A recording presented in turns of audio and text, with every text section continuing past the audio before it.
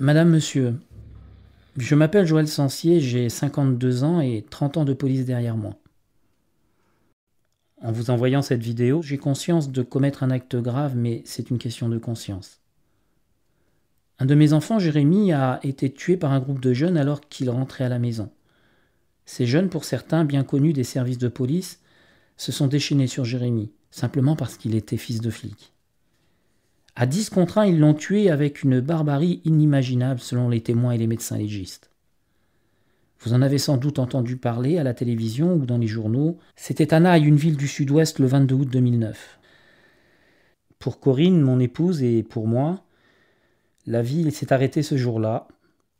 Nos nuits et nos jours ne sont plus qu'une succession de cauchemars insupportables.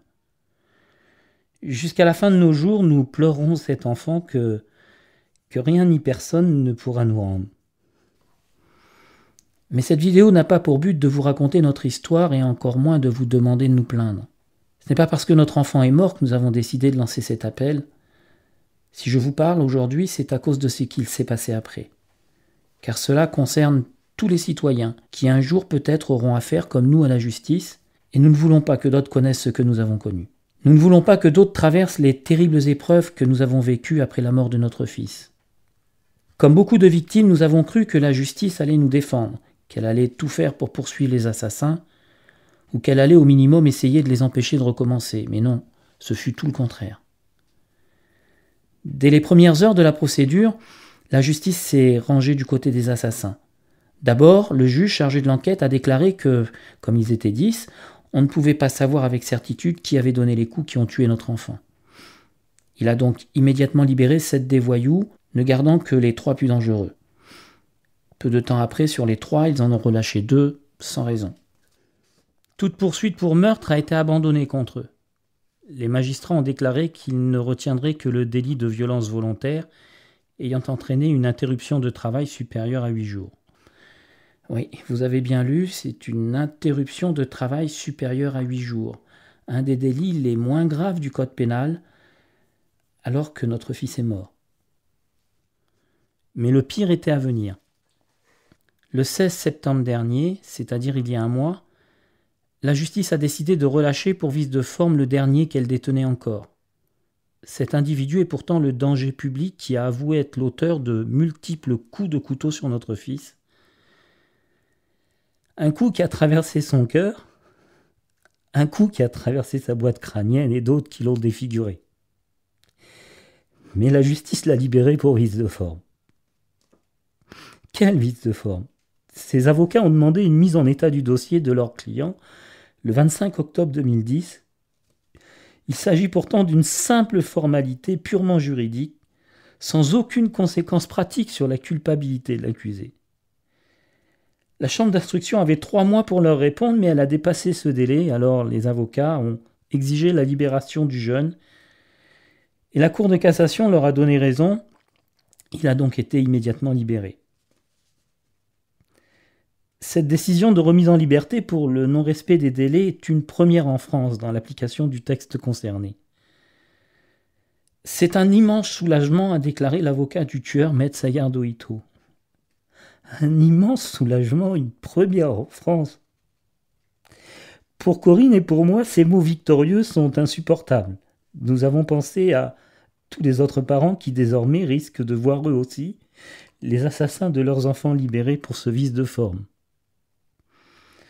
Alors nous avons décidé de lancer cet appel à toute la population pour protester auprès des autorités afin que cette affreuse injustice ne touche pas d'autres familles. Pour nous, c'est trop tard parce que la justice ne reviendra pas en arrière. Mais si vous ne faites rien, le monde judiciaire et les hommes politiques considéreront que ce fonctionnement-là de la justice est accepté par l'opinion publique et le même scénario frappera d'autres familles. Il faut savoir que le jour de la reconstitution, toute la bande est arrivée le sourire aux lèvres, les mains dans les poches. Ils se sont amusés à raconter et re-raconter le meurtre en changeant de version à chaque fois, comme pour se moquer des gendarmes ou de nous. Ils étaient parfaitement décontractés et désinvoltes. Ils le savaient qu'ils n'avaient rien à craindre. De mon côté, moi, je pleurais de douleur. j'ai commencé à comprendre que la justice était en train de nous lâcher. Sur le pont à l'endroit de la reconstitution, un gendarme s'est approché de moi. C'était pas pour me dire un mot de sympathie, non. Il m'a présenté une convocation à la gendarmerie. Une plainte avait été déposée contre moi pour subornation de témoins et je devais être entendu par les gendarmes. Je me suis retrouvé sur le banc des accusés parce que j'avais demandé à un témoin du meurtre de se manifester auprès des autorités.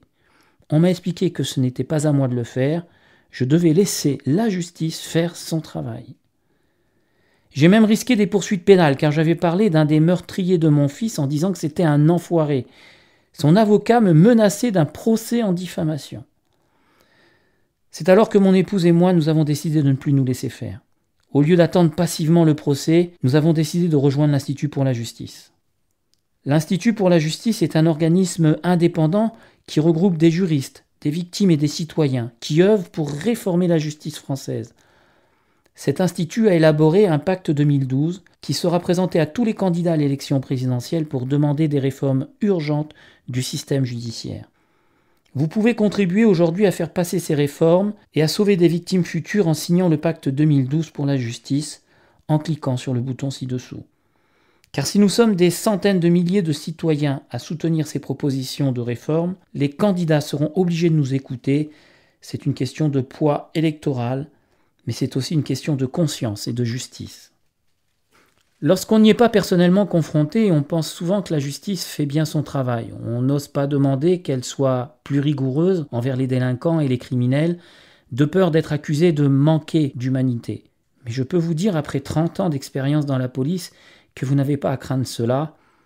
Il est rarissime qu'un vrai délinquant soit traité trop sévèrement en France. La plupart des délinquants bénéficient même d'une impunité à peine croyable. On entend souvent parler de violation des droits de l'homme dans nos prisons. Mais savez-vous pourquoi 225 détenus dans une prison de Lyon viennent de lancer une pétition pour dénoncer des conditions de détention inacceptables ? Ces conditions inacceptables, c'est qu'il leur est interdit d'utiliser la PlayStation 3 dans leurs cellules. Il n'est pas rare que la justice relâche un délinquant arrêté des dizaines, voire des centaines de fois par la police. Le préfet de police de Paris lui-même en a témoigné dans la presse le 8 septembre dernier. Il a cité le cas d'un homme qui venait d'être arrêté pour la 97e fois. Peut-on imaginer pire mépris pour les victimes ? Des dizaines de milliers de personnes âgées sont cambriolées chez elles chaque année sans qu'on ne se donne même plus la peine de rechercher les coupables parce qu'on sait qu'ils seront de toute façon relâchés par la justice. Des femmes se font violer ou disparaissent et on laisse leurs agresseurs libres de recommencer sous des prétextes dérisoires.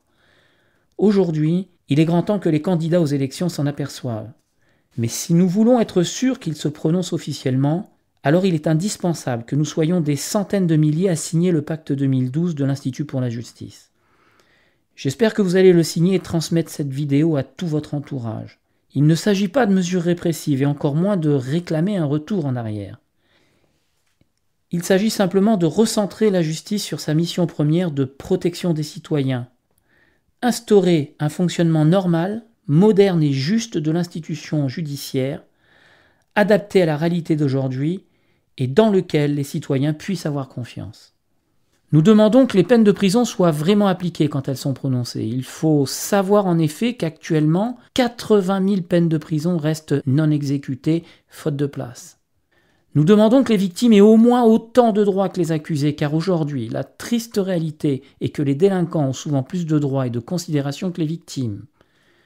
Nous demandons qu'aucune atteinte aux personnes et aux biens ne reste impunie, car les plaintes classées sans suite sont une invitation à la récidive. Nous demandons que les lois nous protègent vraiment des criminels récidivistes.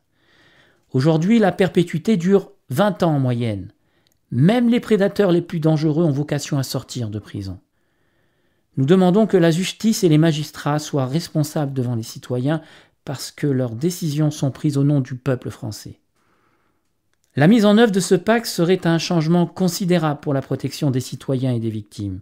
Mais même si ces mesures peuvent vous paraître évidentes, elles n'ont aucune chance d'être reprises par les candidats à la présidentielle et votées dès 2012 si des centaines de milliers de citoyens ne se manifestent pas pour les demander maintenant.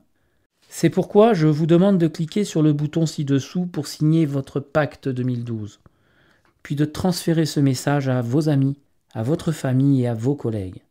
De notre côté, nous mobilisons d'importants moyens humains et financiers pour rassembler des dizaines, des centaines de milliers de signatures, préparer des dossiers précis justifiant le coût et la faisabilité de chacune de nos réformes avec des avocats et des juristes spécialisés, mobiliser la presse pour que cette action soit médiatisée le plus largement possible, organiser des rencontres officielles avec chaque candidat pour obtenir leur engagement à mettre en œuvre nos réformes en cas d'élection. Mais quoi que nous fassions, nous ne serons entendus que si des milliers de citoyens comme vous exprimaient votre soutien. C'est une question de légitimité. C'est pourquoi votre signature est cruciale aujourd'hui. Au nom de mon enfant, de ma famille et de mon pays, je vous dis merci.